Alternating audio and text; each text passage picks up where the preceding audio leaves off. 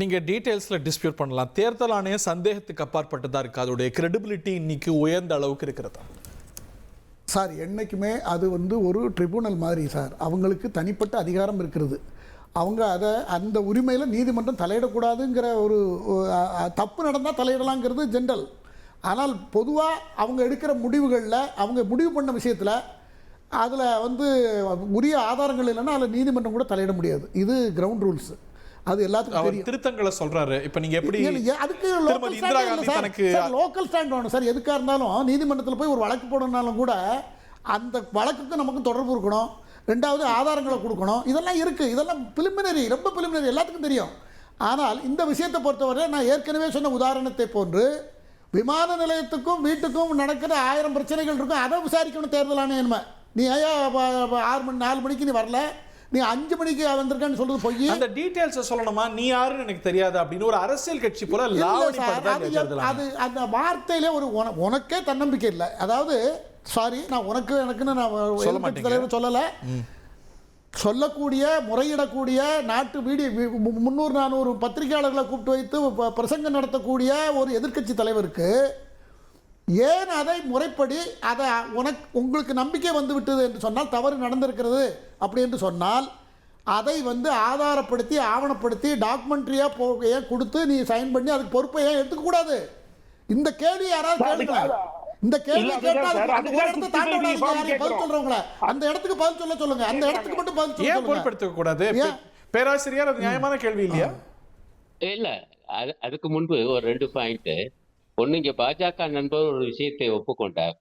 கர்நாடகாவில் இன்னொரு தொகுதியில இந்த மாதிரி வாக்கு திருட்டு நடந்துச்சுன்னு இந்த வார்த்தை அவரே பயன்படுத்தினார். அப்படின்னா அது என்ன காமிக்குதுன்னா, இந்த தேர்தல் ஆணையத்தின் கீழ் வாக்கு திருட்டு நடப்பதற்கான வாய்ப்புகள் பிரகாசமாக இருக்கின்றன என்பதை பாஜகவும் ஒப்புக்கொள்கிறது. இப்ப எதிர்கட்சி தலைவர் மட்டுமல்ல, இல்ல இதர கட்சிகளும் கூட, எங்கள் கட்சி உட்பட, இங்க முறைகேடான முறையில் அந்த எஸ்ஐஆர் என்பது நடந்து கொண்டிருக்கிறது. அதே போல இத்தகைய குற்றச்சாட்டுகள் வந்திருக்கு. அவை களையப்பட வேண்டும், அல்லது இல்லை என்றால் இல்லை என்று நிரூபிக்க வேண்டும் என்று நாங்கள் கேட்கிறோம்.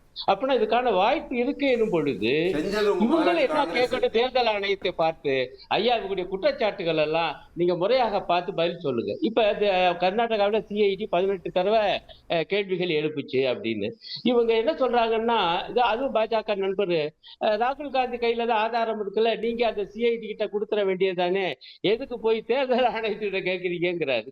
இது என்னங்க அபத்தமா இருக்கு? தேர்தல் ஆணையம் கொடுக்கக்கூடிய டேட்டா என்பது முக்கியமான சான்று இல்லையா? அதிலிருந்து விஷயங்களை சொல்லலாம்ல. இவங்களும் சான்றுகள் கொடுக்கலாம். ஆனால் அந்த சான்று இதை விட மிக முக்கியமானது. அந்த சான்றை கேட்ட அறகுறையாத்தான் தர்றாங்க. முழுசா தரலைன்னு சொன்னா அதுக்கு என்ன பதில்? முழுசா தர்றோம்யா அப்படின்னு சொல்லணும். இல்லாட்டி முழுசா தான் தந்துட்டோம் அப்படின்னு சொல்லணும். அதுக்குள்ளேயே போக மாட்டேங்கிறாங்க. 65 லட்சம் பேரை நீக்கினாங்கல்ல, அந்த பட்டியல் இணையத்துல வெளியிட்டாங்க. அந்த இணையத்துல வெளியிட்ட எத்தனை பேர் அப்ஜெக்ஷன் ஃபைல் பண்ணாங்க சார்?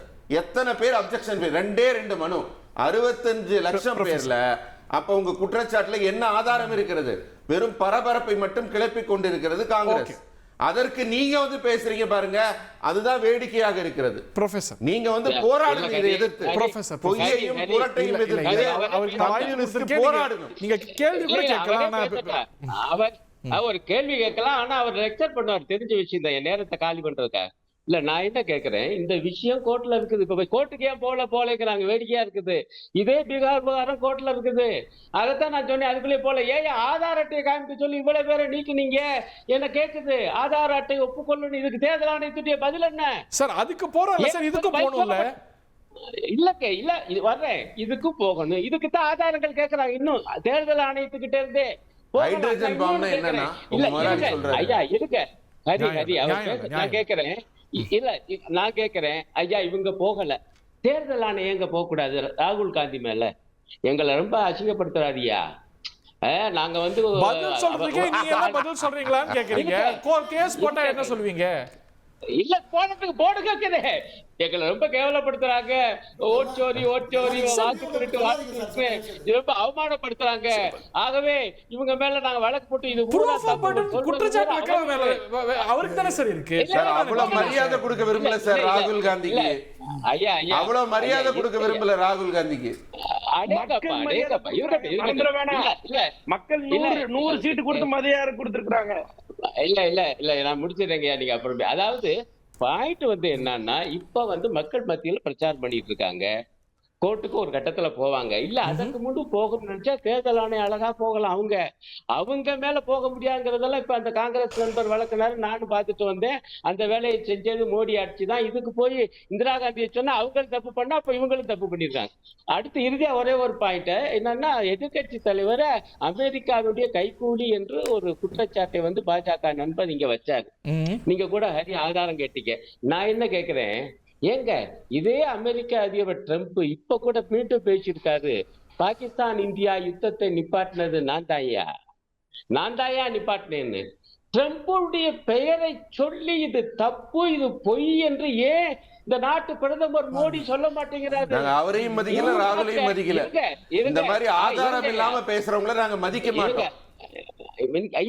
அடேங்கப்பா, அடுத்த 50% வரி இதுக்கு ஏன் ட்ரம்ப பெயர் சொல்லி இதுவரைக்கும் விமர்சிக்கல இந்த நாட்டு பிரதம மந்திரி மோடி? சும்மா ஓரமா நின்னு உளறிட்டு இருக்காந்தால அவனை போய் மதிக்க சொல்றீங்களா? நான் ட்ரம்ப சொல்றேன், ஓரமா நின்னு உளறிட்டு இருக்காந்தால எல்லாருக்கும் தெரியும். அந்த மாதிரி உளறலுக்கெல்லாம் பதில் சொல்லி வழக்கு போட முடியாதுங்க. கோவில் வாசல்ல ஒருத்தர் ஏதோ கத்திக்கிட்டு இருந்தாரு, நம்ம போய் பதில் சொல்லுவோமா?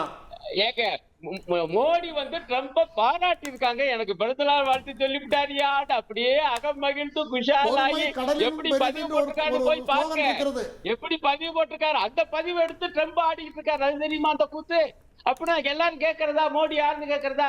இதெல்லாம் இவ்வளவு அநியாயமான. நீங்க ஒரு குற்றச்சாட்டு சொல்லுங்க, எங்க பண்ணி சொல்லல, யார் பண்ணி சொல்லல, எது நீங்க தான் ஆதாரம் கேட்கறீங்க. ஆதாரமே இல்லாம எதிர்கட்சி தலைவர் அமெரிக்காவின் கைக்கூலி என்று ஒரு ஊடகத்துல வந்து பேசுறாரு. அது ரொம்ப வருத்தமா இருக்கு. நீங்க கூட எவ்வளவு அநியாயமான பேச்சுக்கள்.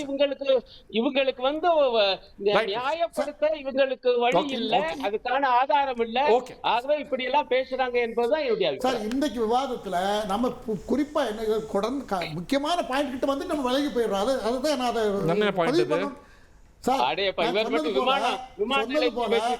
பிளேன்ல போக முடியாதவங்கள இப்ப தேர்தல் பிளேன்ல போகாததுக்கு 1000 காரணம் இருக்கணும். அவங்க தான் சொல்லணும். அவங்க அன்னைக்கே சொல்லிருக்கணும். அது சொல்ல நீங்க பாதிக்கப்பட்டீங்க. நான் பாதிக்கப்பட்டேன்.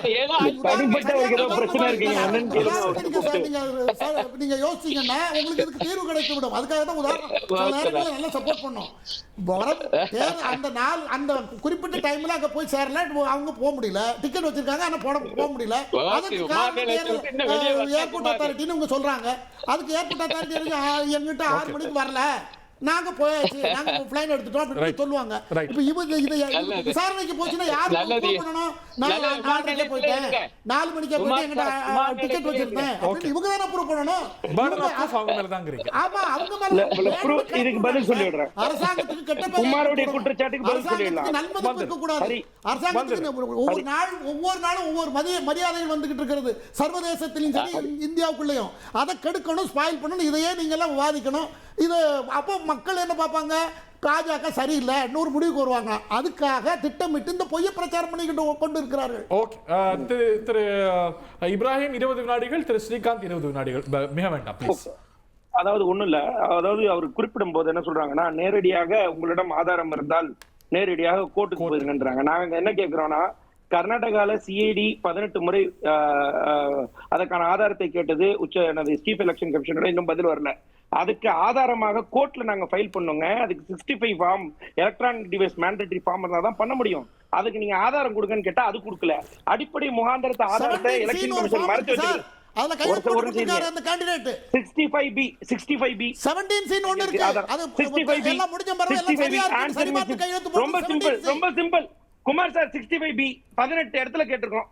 65B ஆன்சர் கொடுங்க, 65B ஆன்சர் கொடுங்க, கொடுக்கல. ஏன்னா உச்சநீதிமன்றம் 2023 தெளிவா ஒரு வழக்கிலே சொல்லியிருக்கு, 65B is mandatory for electronic device evidence. அதாவது டிஜிட்டல் மயமாக்கப்பட்ட எவிடன்ஸ் எல்லாமே 65B மேண்டேட்டரியில தான் நீங்க கொடுக்கணும்ன்றது உச்சநீதிமன்றத்துடைய தீர்ப்பு. அதை தட்டி கழிப்பது மட்டும் இல்ல, இதுக்கு மிகப்பெரிய வழியாக இருக்கிறது இந்த எலெக்ஷன் கமிஷனுடைய காரணம் அப்படின்றத நாங்க அடிப்படையாக எடுத்து வைப்பதை தாண்டி இன்றைக்கு ஓட்சோரி ஏற்பட்டிருந்தா, ஏற்பட்டிருந்தா பாஜகவும் நாங்களும் சேர்ந்துதான் இந்த இடத்துல பேச வேண்டுமே தவிர்த்து பாஜக காங்கிரஸ் கட்சியோட இந்த டூல் கிட்ல வந்து அவங்க தோற்க போவது உறுதி. அவர் வந்து பெருமையா சொன்னார், இப்ராஹிம் சார் வந்து 100 சீட் நாங்க ஜெயிச்சிருக்கோம் அப்படிங்கிறாரு. ஆனா ஒரு முக்கியமான விஷயம், காங்கிரஸ் தலைவராக ராகுல் காந்தி பொறுப்பேற்ற பிறகு 100வது முறையாக தோற்க போகிறார். பீகார்ல வந்து 100வது முறையாக தோற்க போகிறார். இந்தியா டுடே, ஆனா ஒரு நிமிஷம் நான் சொல்றதை கேளுங்க. இந்தியா டுடே கருத்து கணிப்புல பீகார் மக்கள் 58% ராகுல் மேல நம்பிக்கை காத்திருப்போம்.